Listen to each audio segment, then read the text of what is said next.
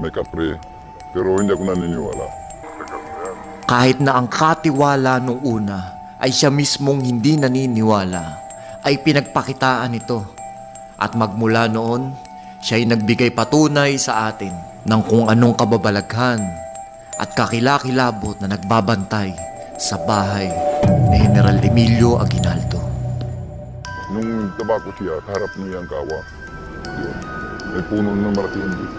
Natakot kami, siyempre, malaking tao eh. Itong mga balikat, malalaki mga braso.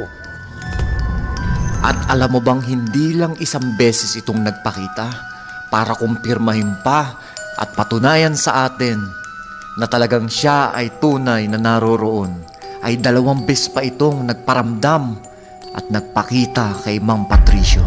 Noong isang madaling araw sa Aguinaldo Shrine, ay dapat ay mag-iigib si Mang Patricio sa likod bahay